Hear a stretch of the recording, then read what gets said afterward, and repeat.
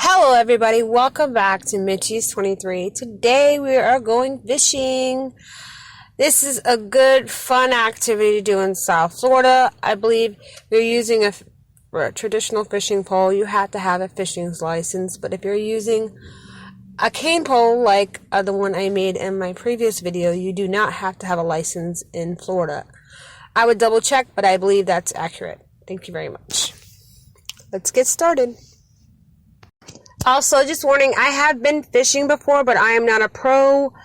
I do not do this normally often, and if I do go, I was normally going with somebody who would do all the stuff for me. But this is the first time I'm actually kind of doing it all by myself. I set up my own line, I tied my own hook, I put my own bait. So after we loaded up everything in the car, our fishing pole, our tackle box, our net, our bucket, the poles. So after we had all of our equipment loaded up, we went to the local bait shop to purchase worms. I believe they're called night crawlers. I could be wrong, but I think that's what the salesman told me. Yeah, so that's what I purchased for bait, was worms. Now I have my bait, my fishing poles, my fishing equipment. So let's head on over to the first fishing spot. It is a very windy day, I started to notice as we left the bait shop, so I don't know how good we're going to do at this first spot.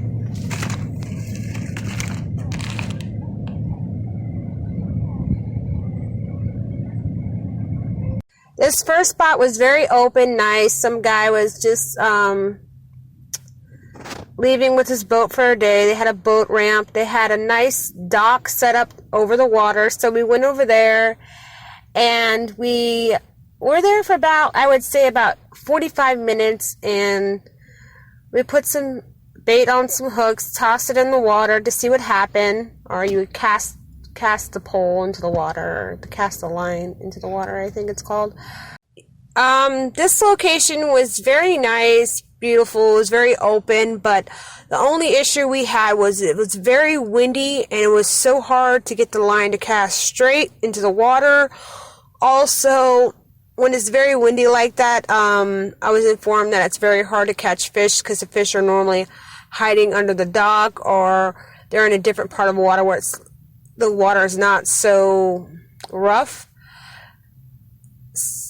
So we decided to pack up and try a different location. Next thing we did, we arrived at the second location. First thing we noticed as we approached the water, the wind was blocked by the bushes and an overpass on the highway. It was a little bit warmer, and so we decided to cast our hooks into the water to see what happened.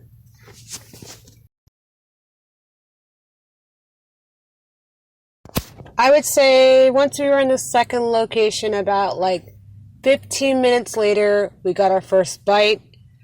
And it was pretty cool. We got our first fish using the cane pole, the bamboo cane pole I created in the last video. I thought it did pretty good. Yeah, so let's continue going. So after we got our first fish in, we unhooked them.